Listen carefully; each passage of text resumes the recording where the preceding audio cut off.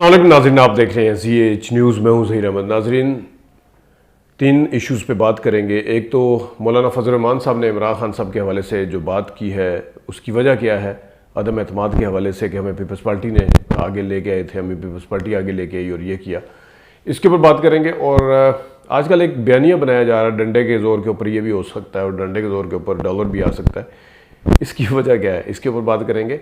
निगरान वज़ीर आज़म ने कहा है कि मईशत हमारी तरजीह है, इसके ऊपर बात करेंगे। और जावेद लतीफ़ साहब जो हैं वो कह रहे हैं कि अगेन उनका एक ही रट है कि नवाज शरीफ को लाया जाए तो मुल्क के अंदर महंगाई भी ख़त्म होगी। पहले भी खैर इसके ऊपर हम 1-2 बार बात कर चुके हैं, लेकिन इस पर बात करेंगे। शुरू फजल रहमान साहब से करते हैं। फजल रहमान साहब ने लाहौर में बात की और उन्होंने कहा कि वहाँ पे काफ़ी सहाफ़ी भी गए हुए थे। उन्होंने कहा कि जो अदम एतमाद लाई गई थी वो इमरान खान साहब के ख़िलाफ़ पीपल्स पार्टी के कहने पे हम लेके आए थे, हम इसके ख़िलाफ़ थे। और उन्होंने ये बात भी की है कि इस अदम एतमाद से इमरान खान को फ़ायदा हुआ। पहले नंबर पे तो कुछ मुख्तलिफ लोग ट्विटर के ऊपर, सोशल मीडिया के ऊपर मुख्तलिफ बातें कर रहे हैं कि मौलवी साहब जो हैं वो पता नहीं यू टर्न ले रहे हैं, पैंतरा बदल रहे हैं। मौलवी साहब कोई यू टर्न पैंतरा नहीं बदल रहे। उनके कहने का मकसद सिर्फ़ और सिर्फ ये है कि इमरान खान के ख़िलाफ़ जो अदम एतमाद आई थी उसकी वजह यह है, जिस तरह मैं कह रहा हूँ कि नून लीग जिस तरह कह रही है कि हमारे रिकॉर्ड के ऊपर से 16 महीने का जो गंद है, जो इसके अंदर महंगाई हुई और जो इसके अंदर जो मनफी चीज़ें हुई जिसकी वजह से उनकी अपनी पॉपुलैरिटी ख़त्म हुई है, बिल्कुल पताल में चली गई है, वो इस उसमें है कि ये हमारे घाटे ना पड़े, हमारे मत्थे ना लगे, हमारे उस पर ना आए। यही बिल्कुल मौलाना फजल रहमान साहब है। उन्होंने देखा कि बिजली के बिल कितने आ रहे हैं, एहतजाज हो रहे हैं, पिछली गवर्नमेंट को कोसा जा रहा है, पीडीएम की गवर्नमेंट को कोसा जा रहा है। सिर्फ उससे तवज्जो हटाने के लिए मौलाना फजल रहमान साहब ये बात कर रहे हैं कि वो ये कहना चाह रहे हैं कि जिस तरह नून लीग अपने 2017 तक का वो करती है, इसी तरह अदम एतमाद के हवाले से कि पीपल्स पार्टी के ऊपर आए, और पीपल्स पार्टी आजकल वैसे ही ताब में, तो ये मसला पीपल्स पार्टी पे आए, उस पे आए, फलाने पे आए, हमारे पे ना आए, ताकि ये वाला गन एक मसला ये है। और दूसरा उन्होंने कहा है कि इससे इमरान खान को फ़ायदा हुआ है। ये 2 चीज़ें आपको मैं याद करवाता चलूँ, मैं कुछ इसकी खबरें भी निकाल दूँगा कि मौलाना फजल रहमान साहब ने अदम एतमाद के फ़ौरन बाद कहा था कि हमने इमरान खान को ख़त्म कर दिया है। हमने कहा था कि हम इमरान खान को ख़त्म कर देंगे, हमने उनको पत्नी समुंदर बुर्द कर दिया और वो कर दिया, और पीटीआई जो है वो ख़त्म हो चुकी है।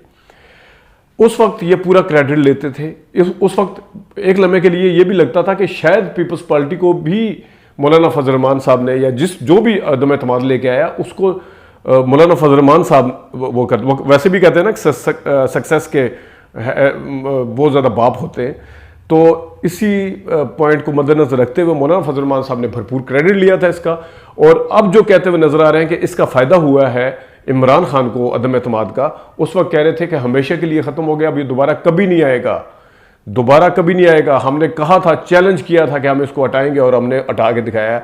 ये मौलाना फजल रहमान साहब हैं, और ये सिर्फ और सिर्फ अपने ऊपर से जो वो एक गंद है वो साफ़ करने के लिए ये चक्कर चला रहे हैं और कुछ भी नहीं है। अब आते हैं ज़रा, आजकल बड़ा एक कल से पिछले 2 दिन से चल रहा है कि कुछ सहाफ़ी जो हैं, उनमें काफ़ी सारे सहाफ़ी हैं, कुछ सोशल मीडिया पे भी ट्वीट कर रहे हैं, ट्विटर के ऊपर, और कुछ जो है वो टीवी के ऊपर आके कह रहे हैं कि डंडे की वजह से डॉलर ये आ गया, डंडे की वजह से अगर ये हो सकता है तो ये भी हो सकता है। अगर डंडे की वजह से, तो ये डंडे जो है, वैसे तो जो भी है ये आने वाले दिनों में पता चलेगा कि डॉलर कितना सस्टेन करता है, कितना मिलता है। और वैसे भी खबरें ये हैं कि ओपन मार्केट में या उसमें मिल ही नहीं रहा, लेकिन ये एक अच्छा बना के पेश करने की कोशिश की जा रही है, या एक कॉस्मेटिक जिस तरह इसहाक डार साहब करने की कोशिश करते थे वो करने की कोशिश की जा रही है।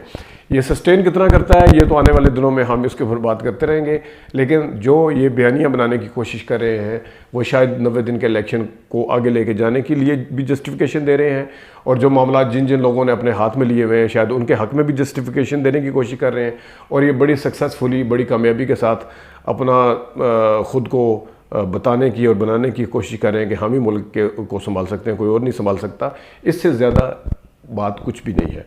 इसके साथ ही निगरान वज़ीर आज़म ने जिस तरह कहा है कि मईशत हमारी पहली तरजीह है, जिस तरह डंडा इसी से जुड़ा हुआ ये वाला भी है। جو ڈے ٹو ڈے میٹر چلانے کے لیے کیئر ٹیکر سیٹ اپ ہوتا ہے اس کی پہلی ترجیح صرف اور صرف یہ ہوتی ہے کہ الیکشن کے راستے میں کیا کیا چیزیں رکاوٹ ہیں، الیکشن کے لیے کیا کیا چیزیں ریکوائرڈ ہیں، اس کے اوپر بات کرتی ہیں. اور ڈے ٹو ڈے میٹر کے اندر معیشت کا جو کام ہے سنبھالنا دیکھنا، یہ صرف اور صرف الیکٹڈ حکومت کا کام ہے. ویسے بھی معیشت کے اوپر جو فیصلے ہیں وہ نگران سیٹ اپ کر ہی نہیں سکتا، تو آپ اپنی ترجیح اس کو کیسے بنا سکتے ہیں جب الیکٹڈ حکومت ہی مشکل فیصلے کر سکتی ہے، الیکٹڈ حکومت ہی ہر کسی کو انگیج کر سکتی ہے. اور جس آئی ایم ایف سمیت جس کو بھی انگیج کرنا ہے وہ بھی اس چیز کو دیکھتی ہے کہ الیکٹڈ حکومت کون سی آئے گی، کب آئے گی، اسی کے ساتھ نیگوشیٹ کریں گے، اسی کے ساتھ بات چیت کریں گے. تو پھر نگران حکومت یا نگران وزیر اعظم کا یہ کہنا بنتا ہی نہیں ہے کہ ہم صرف اس کو دیکھیں گے اور یہ کریں گے اور وہ کریں گے.